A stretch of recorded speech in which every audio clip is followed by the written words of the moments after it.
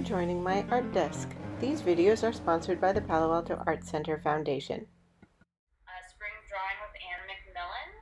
I believe this is our second lesson in color theory, but I will let Ann talk more about that. And thank you all for joining. Thanks to the City of Palo Alto and the Palo Alto Art Center Foundation for making these classes possible. And thank you very much to Ann. All right.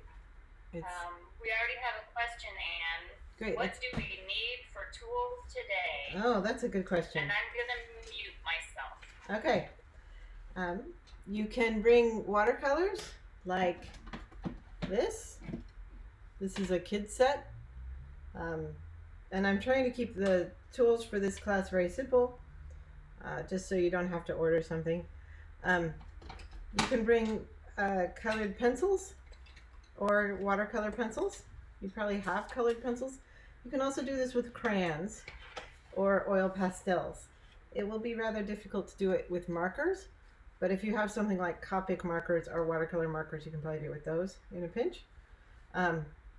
I was asking, the method I'm kind of teaching requires having 2 lights and 2 darks of each primary. So 2 lights and 2 darks of each primary. So six primaries. No secondaries needed.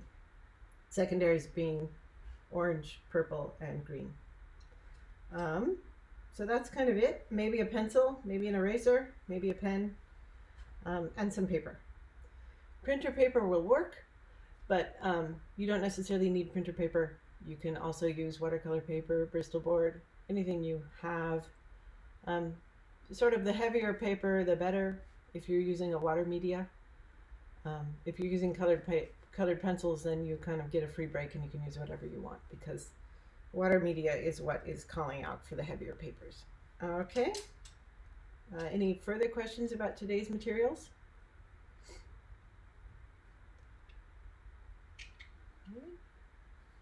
Here's this nice little chart we made, but Fanny said all that already. So for previous lessons, you can go to this website, pacf.org, to view previous lessons if you're just joining us this week. This was last week's color lesson where we did 2 color wheels, and we talked about purple and mixing around the color wheel. We skipped this part last week, so that's what we're doing this week. And we're also going to further explore the relationship between color and value, because literally this is kind of the way I mix color, and it's really strong, and I always want to talk about it some more. And then we'll do some more sample demo drawing, because I think there's a lot of strength in watching people actually do something. I'll try not to talk and draw too much. This is the classroom code. So if you want to join the classroom, see lots of old drawings that I've done during this class, get easy links to previous recordings, view other stuff that I've done, that kind of thing, you can enter this code into Google Classroom and add yourself as a student, or you can just send me an email and I'll send you an invite to the class. Usually Fanny enters this code as a text at this point. You can also just contact me and I'll get you hooked up.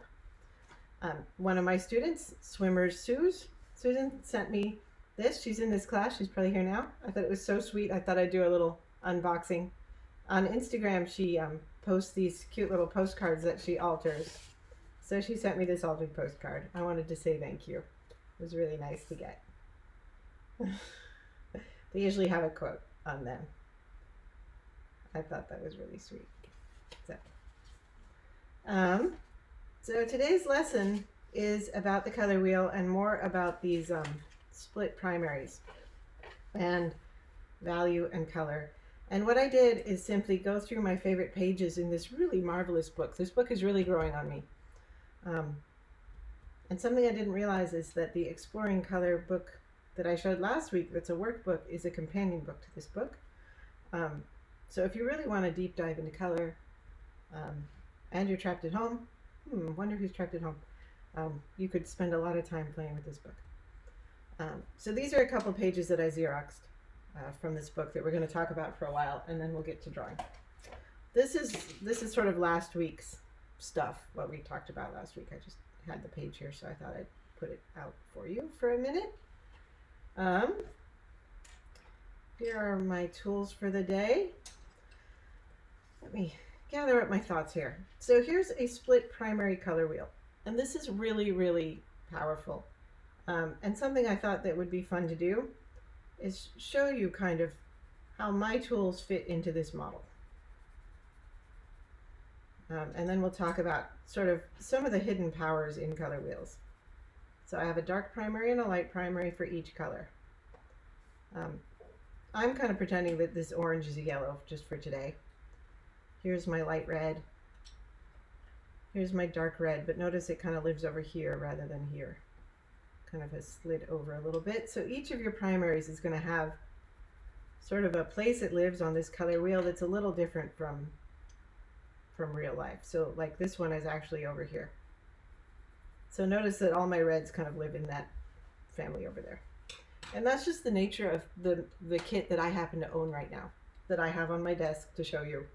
And you also will have things that don't quite fit the model that you are looking at, whatever book you have or model you're looking at or comparing to what I have. And that's fine, you just roll with it. But what's really lovely about a color wheel is there are some things that are hidden inside it. And they're not hidden, it's not a secret. But it has sort of a warm and a cool side. So when you hear people talk about color and they talk about warm and cool, you can essentially split it in half along a warm and cool axis. Cool, warm. So these are all the warm colors over here, and these are all the cool colors. And warm and cool are attributes of color that we talk about a lot. And if you think especially about the Impressionists, they thought really deeply about warm and cool, and they made their paintings really beautiful using warm and cool colors. So it's also relative, right? This is a cool green, and this is a warm green. This is a cool blue, and this is a warm blue. So see how it's relative? You know, likewise, this is a cool red, and this is a warm red.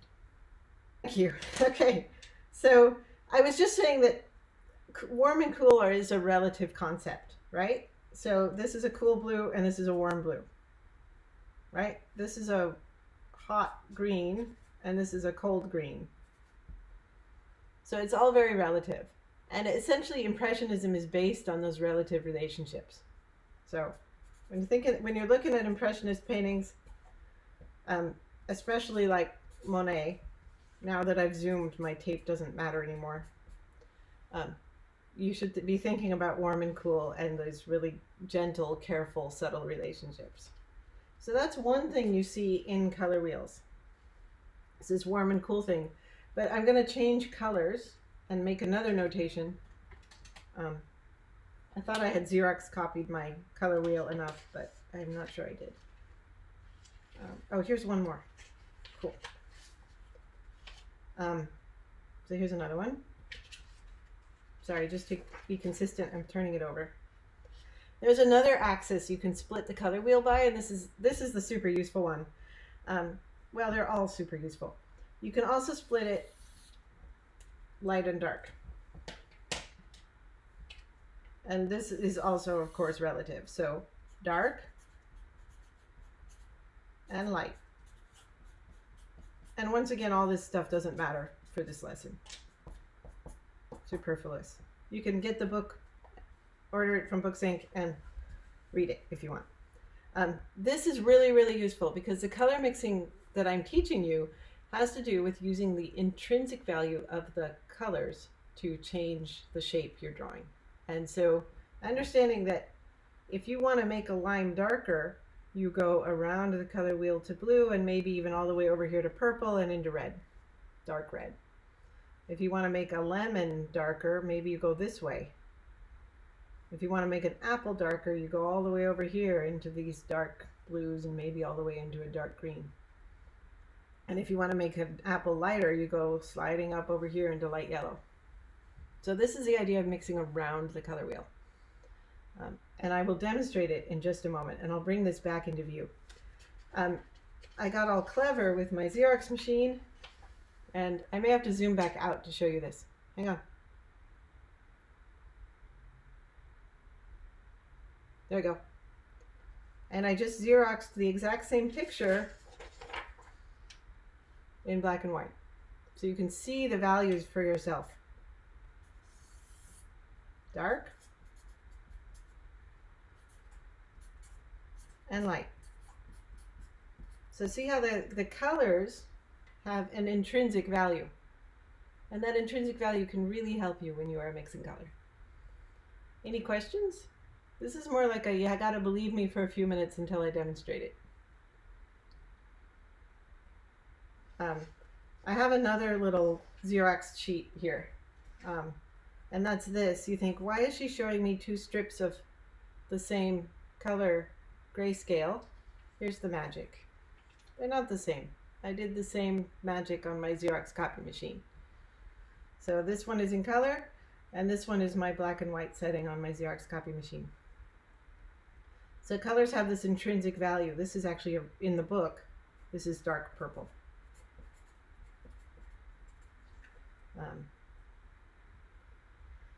So that's pretty remarkable.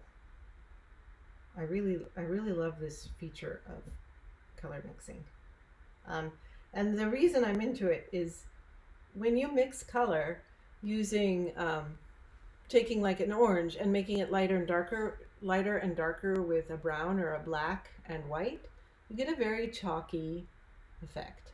When you make it lighter and darker by mixing around the color wheel, and you make your orange darker by putting in some purple and some blue, and making it lighter by putting in some yellow, you get this very vibrant, high intensity, glowing, impressionist picture of an orange. So it's a pretty neat thing to look at. And with that, I think we're kind of reaching the stage of maybe doing a demonstration on this. So let's see. There's a question about magenta, Anne. Oh yeah, are we looking at magenta? Here's some magenta. What's the question? I think I got a Where's magenta on a color wheel? Oh yeah, sure. Let's pull the color wheel back. Magenta is a cool red. So it's right here. It's almost purple. It's a bluish red.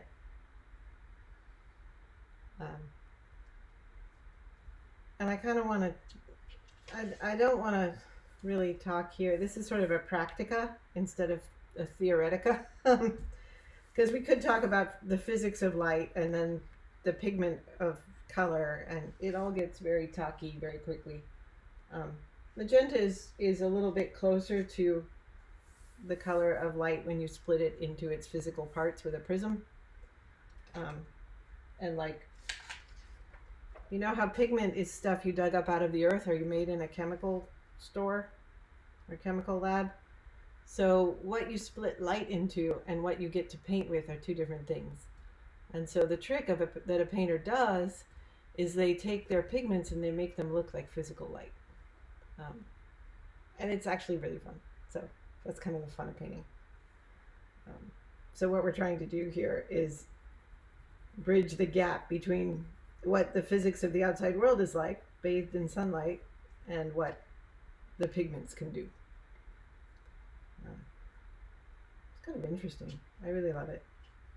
One of the things the color book looks at first, or any color book looks at first, is they compare pigments to physical light. Any other questions?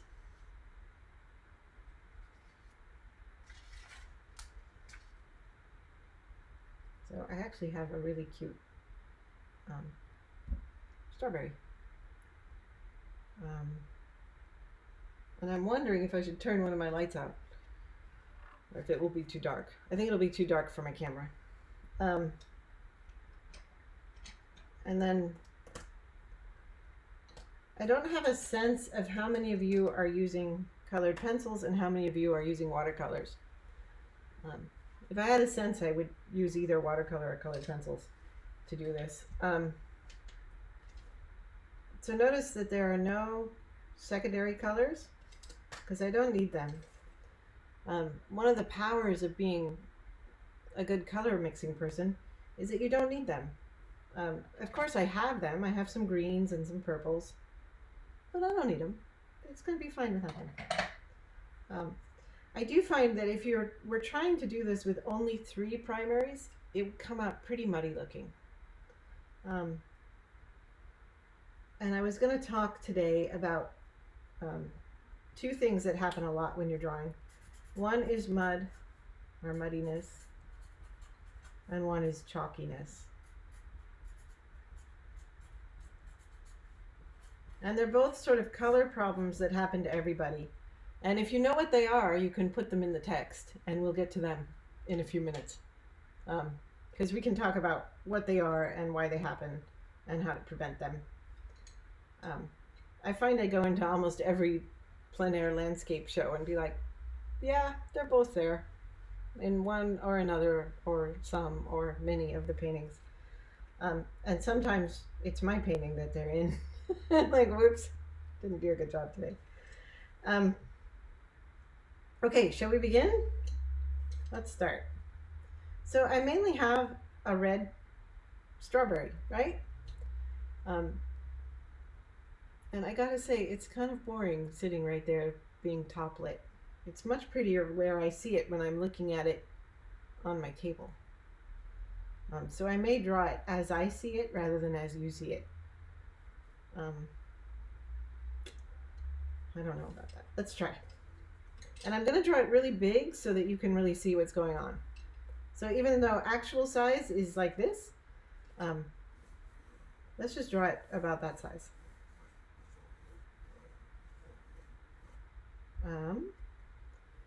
Well, maybe that's too big. Let's try it that size. And am I on the desk? Let's make sure I'm on the desk. Okay, on the desk and making it sort of actual size. And then there's going to be some of these things. Notice I'm keeping my pencil really light and I'm doing my own, so I'm actually sort of following my own rules, which are mark out where it is, make adjustments early. So I made it too big. I thought about how long it would take me to shade in something this big, and I thought about how bored you would get in that amount of time. So I made it smaller, but still big enough for you to see what I'm doing. So if we stick to this idea of shaping it with color, most of the light is coming from up here and up here, just because I have my desk drenched in light so you can see it. And then because I'm going to be mixing colors, I have to, like for the leaves and things, I'm going to have to wash it in 2 colors. So I'm going to have to wash it in blue and in yellow.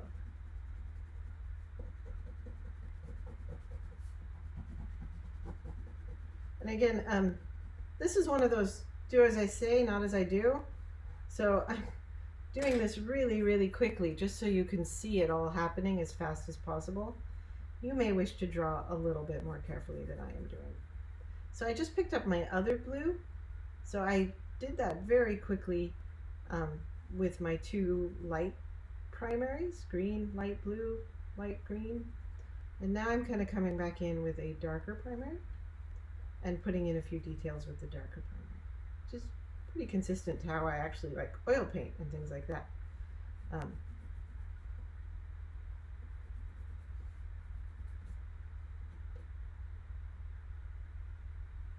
then I'm gonna use that darker blue to kind of corral what the rest of this painting is gonna look like. And I really like that there's a pretty shadow underneath it. So I'm gonna put a hint of that shadow. And then I have 2 reds, and I'm also going to use this color and maybe this color. I'm going to use all 4 yellow, this orange is pretending to be dark yellow, red, and this red to color in the strawberry. And I'm just going to make a lot of progress really fast.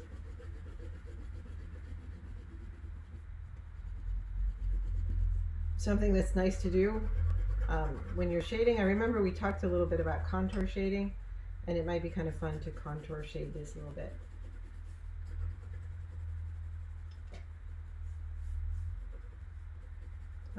I think we also talked about sort of the meta drawing skill of, instead of drawing the thing that you can name inside your head, drawing the light and dark pattern.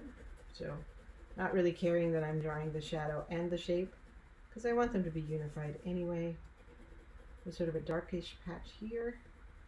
And the strawberry bends. It has a core shadow, just like we were talking about before. Now I need some brightness and some bright color. Kind of wish I had taped my paper down.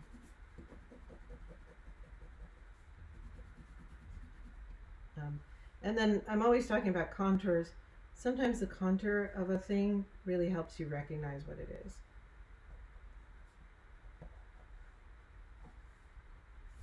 There's this really kind of darkish bit here. And then see how, if I wanted to go even darker than this, and put some of this in, core shadow here. And there's a really dark red spot here where like the sun shone on it while it was ripening. So it's a really rich color up there.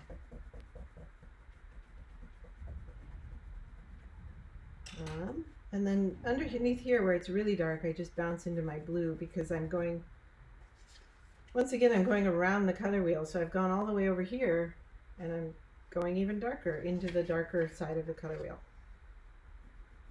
Same up here. And those of you who are sort of into the details of things are like, but what about the little white spots? I would probably add those in later with a little bit of white paint. You could also sort of impressionisty in them in. And then because this is kind of the magic stuff, the other thing you can do with it, look how beautiful it gets when you drop some color in, or some water into it. And you can use that to go over it again.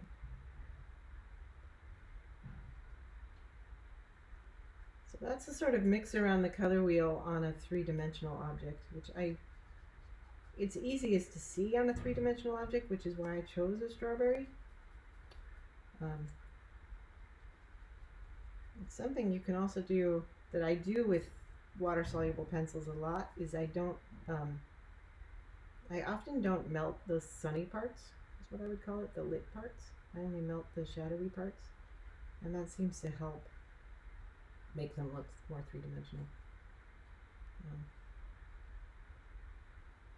Because the sunny parts have those little divots of light from the paper that make them just look more together. But that means I also have to do the shadow.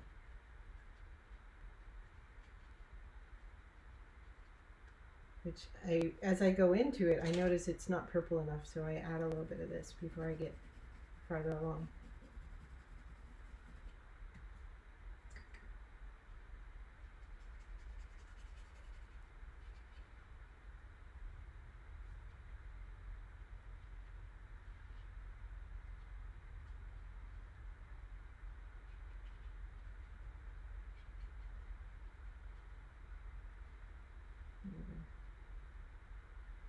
So bad.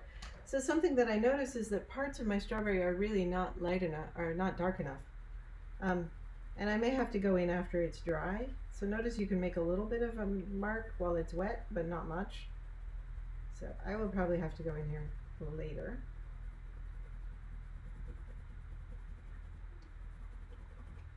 But in the meantime, did you guys think about the difference between chalkiness and muddiness and what they are? Anybody have a response to that one?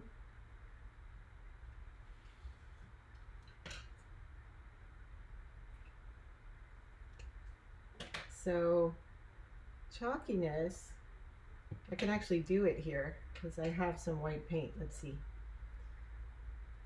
Chalkiness is when you add white to a color to make it lighter. Let's take this bright red I'm putting here. You want to make it lighter, so you add something white. You get this. When you add white to a color to make it lighter, you often get something chalky. If you were to add, and it's especially sort of difficult to look at when you add white to a shadow. For some reason that gets particularly hard to take. When you add yellow to a red to make it lighter, that is actually easier to take, easier to look at, because you're upping the intensity of the color and making it lighter. So here's kind of a nice demonstration of why. So this is plus white, and this is plus yellow. You can do the same thing with any color. So here's blue, two blues, and plus white. This is actually not really white. It's like this khaki color. It's like Naples yellow or something. Plus white and plus yellow. So it makes it lighter, but it doesn't make it chalky. You can see that here, where if I wanted to add a little bit of stuff here, especially in shadow areas, you get a chalkiness pretty fast. It can be appropriate if you're like drawing something that's sitting on a white surface. It's perfectly appropriate to put white in your shadow, but you're also going to have to re-brighten it up with something. Which kind of brings me to the next part of our lecture for the day. Oh, let me just say what muddiness is while I'm here. You guys ready? So, muddiness is mixing too much of the opposite in. So muddiness happens, let me move my paper up. So mud happens all the time. And it happens when you mix two opposites together. So this bright one and this one. It's essentially how you get a brown, which is fine. But you want to be careful not to get a brown unintentionally. It's a very pretty brown. But say I wanted to mix the dark side of my strawberry, and I didn't believe in mixing around the color wheel, so I was like, I'm going to make it darker by adding green. Because if I add green, then I'm going to get something pretty muddy pretty fast. I just added some phthalo green out of my fancy kit. And I made it much darker, which was good, but I also made it much muddier. It's much less bright. Contrast that with adding super secret watercolor tip. If the watercolor is still wet, you can take it right back out again. Contrast that with adding a dark purple or a dark red. You maintain the vibrancy of the paint. You might not be able to see that because of the fuzzy camera silliness. I'll continue to work this week on camera quality because I'm not very happy about that. But let me get another piece of paper and we'll talk about gamut and maybe some color swatches. So do you guys want to do a little paint along? Because this is kind of fun with whatever you've got. Let's see. Straighten it out a little bit. So here, let me make sure I'm all the way on the paper. This is essentially a little fun graph. I think I showed you guys a starting for this last week. And this is about gamut, which is everything your paint can do. So you can make a gamut chart out of anything. Whatever you've got, you can make a gamut chart. You can make one out of this or out of this. Doesn't matter what you start with. It's kind of fun to do it out of 6 pencils because you'll understand everything the pencils can do after you're done with it. So I'm going to do it with these 6. It'll be very pretty. So what you want to do is make 6 boxes on the top.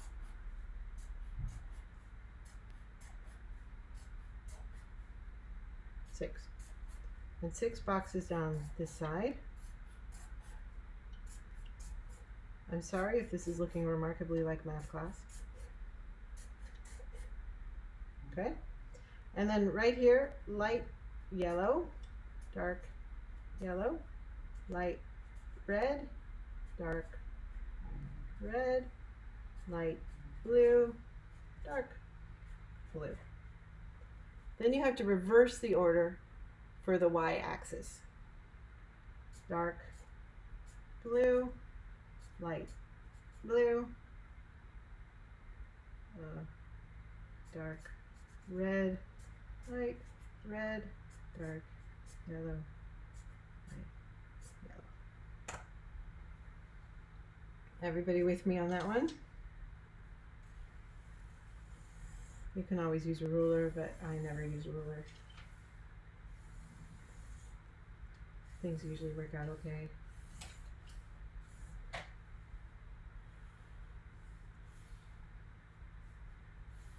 Notice I'm stopping my lines. There's a point in this graph where you won't need to go any farther because everything, let's see, everything after this point here is a repeat.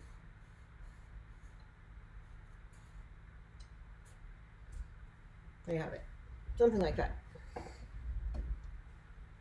Okay, let's get on with it. So light yellow, put your little sample in. And something that I kind of find of fun to do is just color them all in at a time. So this whole column is going to be light yellow. So my light yellow is done. This orange is what I'm using for dark yellow, so it probably looks darker than what you're using.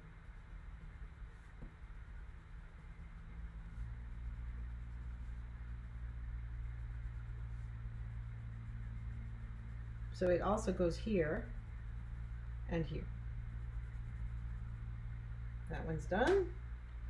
Light red goes here, here, here, here, here, here, here, and here.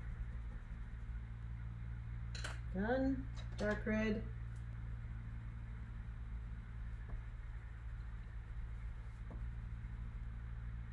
No, I drew my outside line a little bit weird.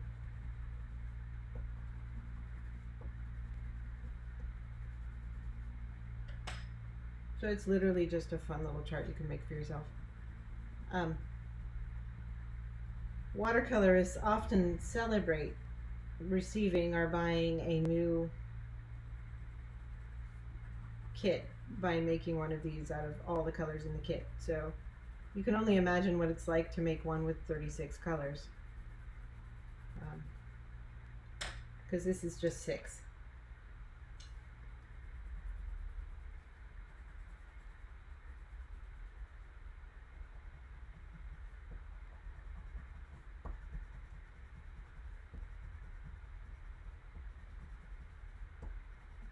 So there you have it. That's everything those 6 pencils can do.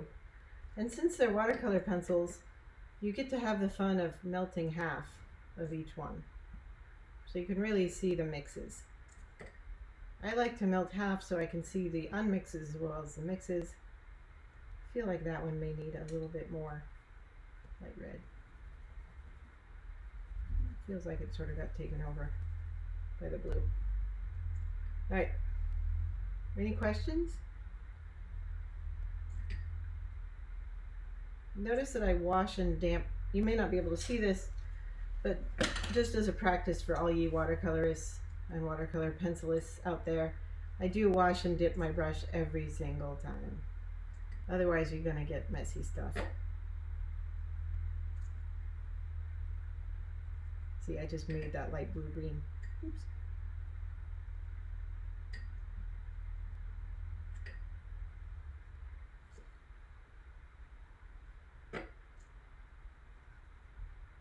If you're not seeing big differences inside one, like that one, you may need to hit it again with whatever's missing, just to make it pooch up a little bit.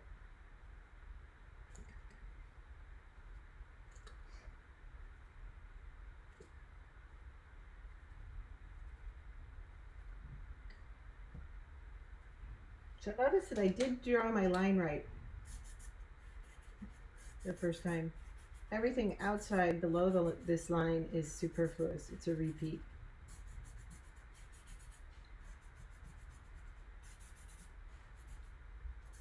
There you have it.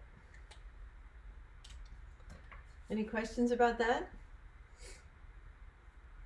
It's quite fun to do this with like a box this size, right? Because you could certainly do that.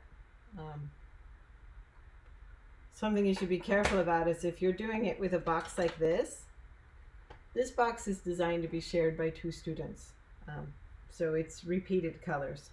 So don't make yourself a lot of extra work if you have a box exactly like this one. So that's one fun thing to do about color. And you can also notice that this drawing that I've done here, it also has warm and cool, right? Let me draw a few lines through it. Because once again, we have this really fun phenomenon where the colors themselves have intrinsic qualities. So here's a true magenta that you guys are always looking for. And right here, I would say this one and this one, this dark red and the 2 blues are making a pretty good purple.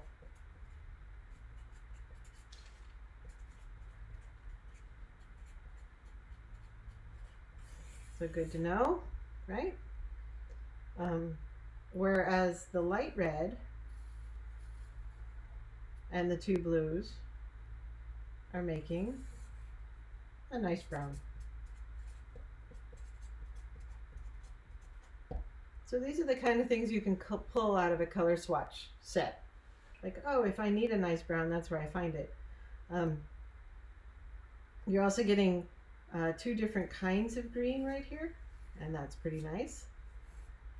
Greens are cool. Notice that one is a light green and one is a dark green, which is helpful. Let me just draw a line down here. Now I'm off my page, no doubt. Here we go. 2 greens.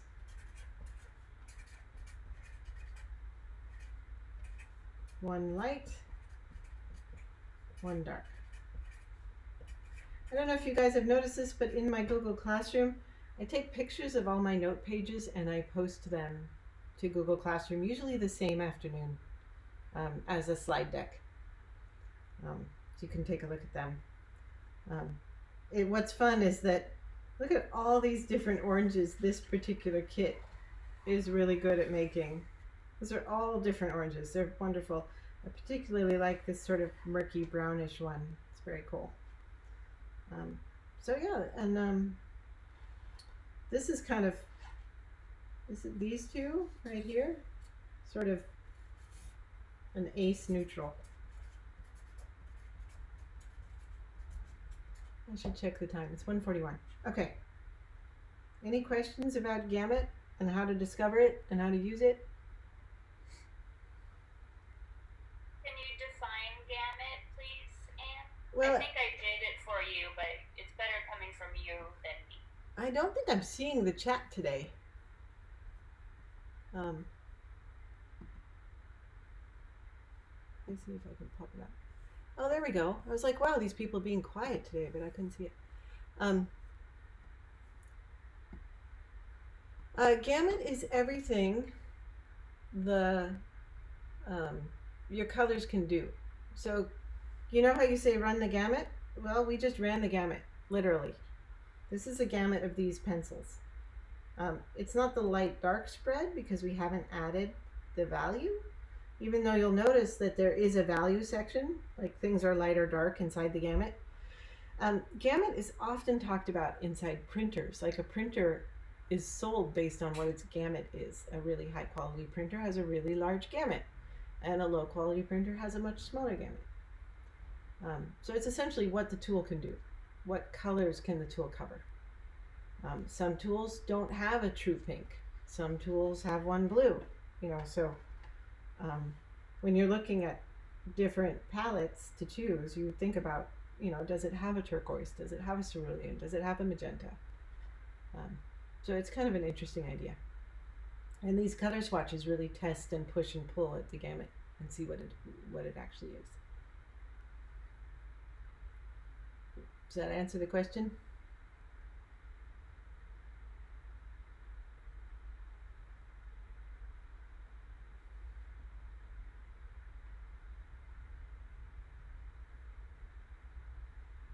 All right, you guys ready for another lesson?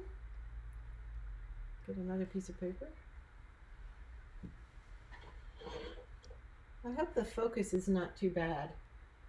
I'm really struggling with it. I'm gonna try and buy a web camera and see if I can get my phone to use a web camera. Or get my computer to use a web camera or something, because this is not very fun. All right, here's another really fun project. I love this. And I think for and this... I'm sorry, some questions are coming in that I can't answer. Oh yeah, let's have it. Is pink in the gamut? Oh. And do you mix on your palette to make a watercolor gamut or glaze on the paper? Oh, the question about is pink in the gamut? Yes, it is. If you're doing watercolor, let's see. This is pink here. This is what I would call pink. True magenta / pink. So pink is essentially dilute magenta. Pink is what we call a tint. So tint is the official word for a color with white added. And shade is the official word for a color with black added. There's nothing wrong with adding white to a color. You just have to be careful to avoid that you haven't added white to all your colors, because that's how you get things to be chalky. If you add black to all your colors, that's how you get things to be muddy. Or if you add brown to all your colors, that's how you get things to be muddy. So there's nothing wrong with tinting or shading things. You just have to watch out for the chalk and the mud. Nothing wrong with it. So if you dilute magenta, you get pink. And the word for diluting is tint. So it's right there. Ta-da. Pink, very pink. So yeah, it is in there. If I didn't have this dark red right here, I wouldn't have a pink. I would have an orangey color that I might be able to pull off as pink, but wouldn't really work. Any other questions? Let me see. For some reason my the chat doesn't unspool correctly for me today. The other question is, do you mix on your palette to make a watercolor gamut or glaze on the paper? If you're quick, you can glaze on the paper and just mix on the paper the way I did here. I'm actually going to do a little watercolor exercise just to have the watercolorist be included. So you can sort of watch it in practice. Let me see if I can just pull this into the view, and so the whole thing is on the paper. There we go. That seems reasonable. So you can mix on the palette. When I'm painting in anything, whether it's acrylic, oil, or watercolor, I tend to say you should really mix on the palette and not on the canvas. Watercolor is a little tiny bit different in that it's kind of fun to drop colors into wet paint, and that's sort of the fun of watercolor. So I would say this is one of those things that you got to answer for yourself, and just cover some paper with some paint and see what you think is best for you, because it really is sort of a how do I love to paint question, which is fun to answer. I love that kind of thing. So let me draw a couple swatch ideas here for you.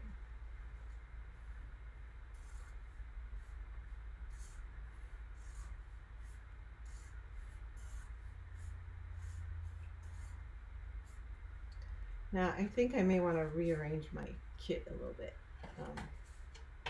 Maybe I'm going to do it like that, because I want you guys to be able to see the mixing, but not have to watch my hand flicker back and forth across to the camera. Maybe we'll do it like that. All right. So certainly when I'm teaching oil or acrylic, I tell people to mix on the palette, simply because you can't control the paint well enough without doing that, and you end up with a really muddy painting unless you do it.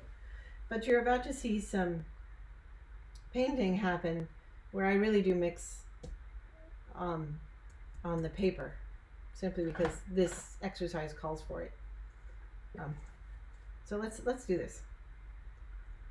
So this is a color exercise that I think you'll enjoy doing. And what we're going to do is go from one color to the other, and we're going to take 5 steps to get there. So let's say we're going to go from let's go from purple to yellow. And what we want in between is the gradations that happen on the way. So right here it's going to be 50-50 purple and yellow. And then here it's going to be 75 yellow and 25 purple. And here it would be 75 purple and 25 yellow. Once again, sorry for the mathness of this, but trust me, it's fairly useful. Let's see if I can get it to work on the fly like this. Have not practiced. Also using kindergarten paint. So I got to clean out my paint just so I'm not, there's a little bit of green in my paint, and that's sort of death to yellow. So let's make sure my paint is clean and liquid, not solid.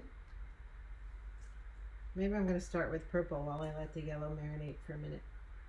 So I have some nice vibrant purple here. You can see that it's soupy. You want it to be kind of the texture of milk, right? So not water, milk. And I'm going to paint one whole square 100% purple.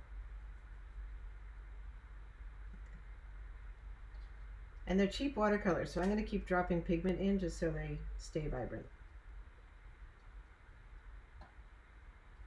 If I'm using expensive watercolors, then I say they're expensive watercolors. I'm going to keep dropping pigment in because they're so lovely and beautiful.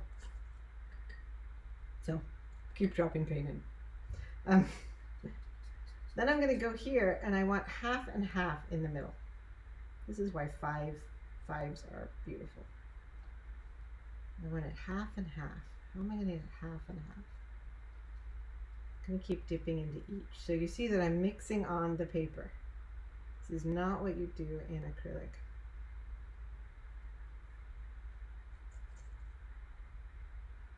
So then this one is going to be about 75-25. So more pink, less yellow.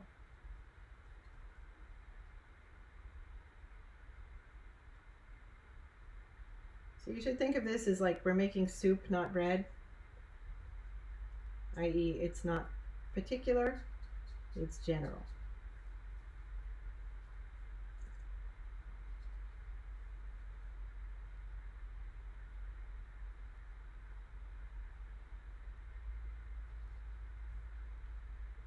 So this one is pretty much all yellow, no purple, so I gotta add a little bit, not much. See how quickly it jumps into 50-50? Gotta take it back out again and add some more of this. So now what I have to do is make sure that my yellow is really, really clean. Like scrape out with paper towel clean. There we go. Take it back up to the texture of milk. and have one that is just pure yellow. So look how beautiful that is. Stunningly beautiful.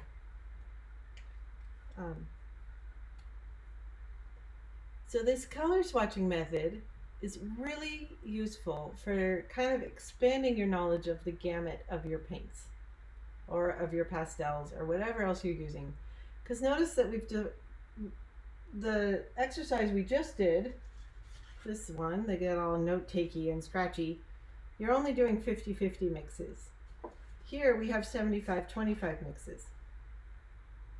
And so you've discovered a couple new beautiful colors with that 75-25.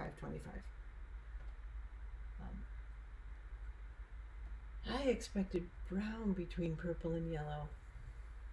That is a really nice observation, Catherine, and that's interesting because I also kind of expected brown, but what happened is this is an orangey yellow and this is a reddish purple. So inside each of these is more yellow than we expected, so we got orange, which is really interesting. And that is one really great reason to do these color swatches. You can also do them as 6s or 9s. It turns out to be really hard to do more than 5. 5 is a nice number because you can start with the 50-50 and then fill in the betweens. When I teach this to students, I find that it is, well, I don't want to wreck it. I find that it is really, really difficult to start here and go that way. It works a lot better to fill in this one and this one, then this one, and then this one. So you fill it in kind of inside out rather than starting from the left side and progressing to the right. Do you guys want to do one more? Is there a need? Let's see.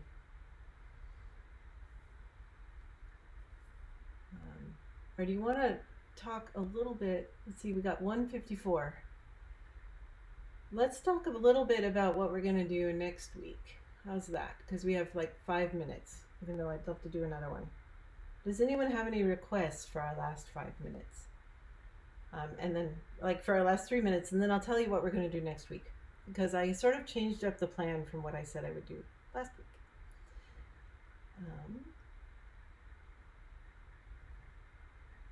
Also welcoming any other great questions. Let's see.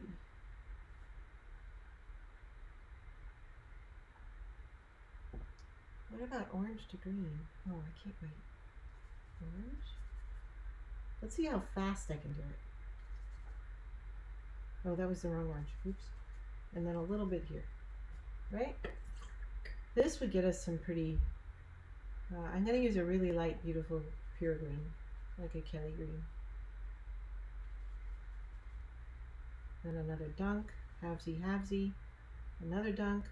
Oh, I need very little over here, so I rinsed it. How are we doing? I think this one needs a little bit of orange. So that one gets us some, like, what an old friend of mine would call wall-to-wall ugly green, which is extraordinarily useful when you're out painting.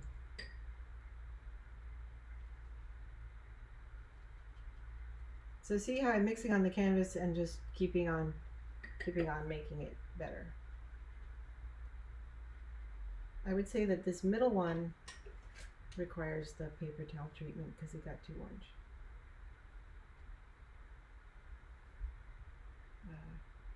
Wall-to-wall ugly green is what we're going for. There we go. So in regard, one more question. oh yeah, And making colors, you pop. Yeah. So notice that these are analogous colors, right? They're next to each other on the color wheel. They go around the color wheel. So when you're making colors pop, this is something, let me pull this back. These also pop. Colors that are very close to each other that we call analogous. This is something, if you go and look at Monet's paintings, he often doesn't change the volume or the intensity, but he changes the hue of the color just a little bit. I can talk about this some more next week because I got distracted by all the cool color swatching we're doing. But see how these two colors, they sort of bounce off each other and they kind of feed off each other. Let me zoom in again. So they bounce off each other, and if you put them next to each other in a painting, they kind of sing with each other. It's kind of neat. So analogous colors work really well. You can kind of see it really beautifully in, say, just in my paint palette. Look at these colors talk to each other, and they seem to amplify each other. So colors that are very close to each other on the color wheel have this kind of, they sort of egg each other on. And if you include that in your paintings, that happens a lot in paintings. Let's see. Here's an example of it in a still life I completed not that long ago. Let me bring it into view.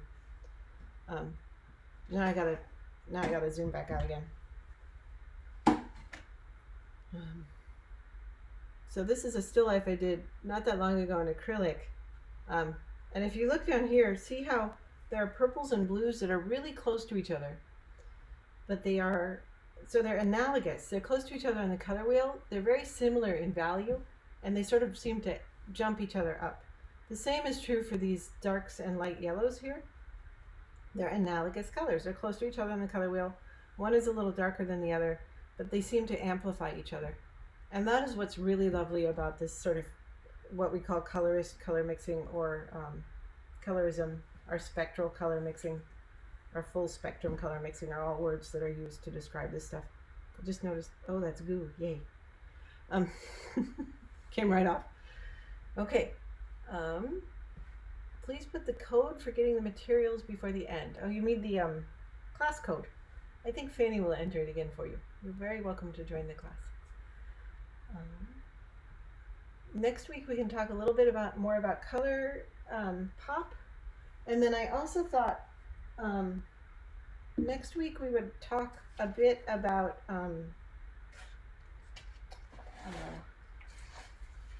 talk some more about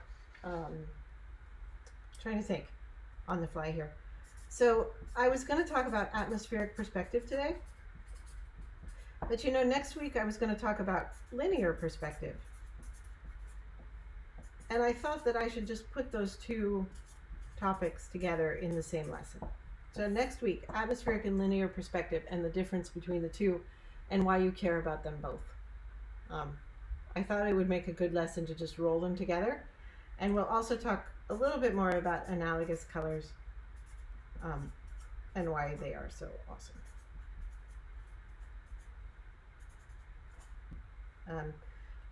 For homework, you can do this kind of a little drawing where you go around the color wheel to make something look round.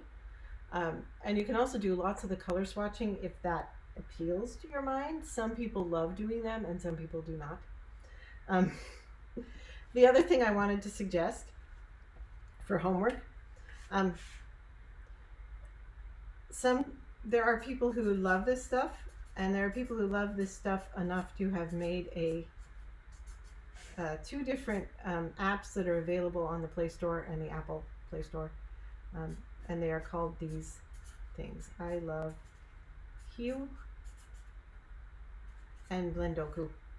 They're both really, really fun. You will spend too much time on them. But they're about color mixing and how color is situational and how your perception of color depends on the color next to it. Very neat stuff. I'll put the links to them on my Google Classroom as well. And in a couple hours, you'll also see slides from all my notes from today's class. Yeah, thanks for putting that. I gave the link to this book earlier in the chat. Oh, cool. The Amazon link. Oh, cool. Some people were asking. Yeah. All right. Well, it's 2:03, so I'm going to close the recording.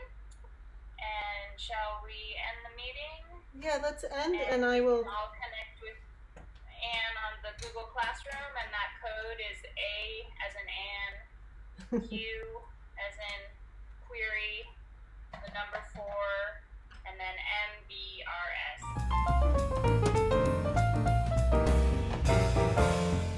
Thank you for joining my art desk. These videos are sponsored by the Palo Alto Art Center Foundation.